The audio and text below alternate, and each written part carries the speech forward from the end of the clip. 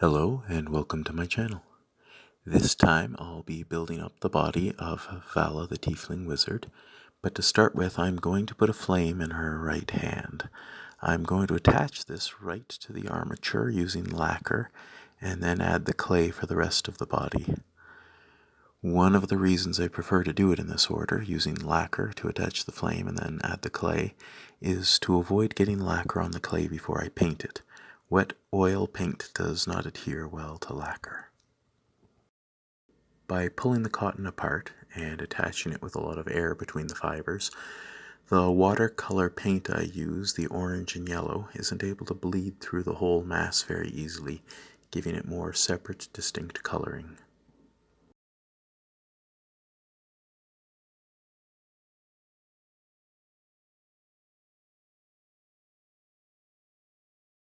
After I finish adding the color, I used a lacquer spray to lightly spray the cotton. The end result is a flame that is still flexible and springy. I can add even more when I'm done the whole sculpt, but I don't want to go too far and make the flame completely rigid.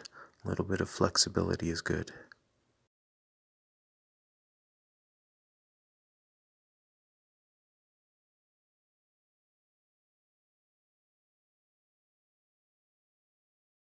Here I'm working on the right hand. If you measure really accurately for each body part, you can cut pieces of clay that match quite closely, and in cutting single pieces of clay for each part, you're left with a lot less blending and smoothing.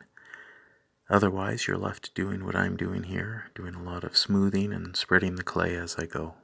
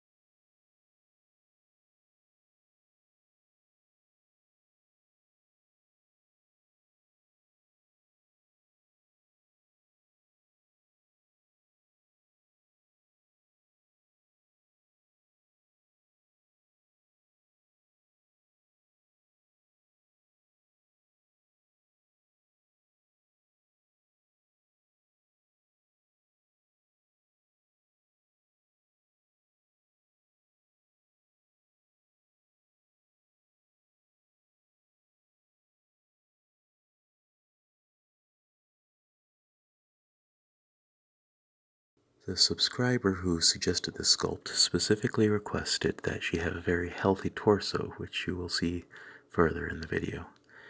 With that consideration, we had a discussion and agreed we wanted to keep her very classy looking, and I hope you'll bear that in mind as this sculpt progresses. I believe I managed to achieve that, and hope you'll agree. But to really see the final results, you'll have to check the next video in this series.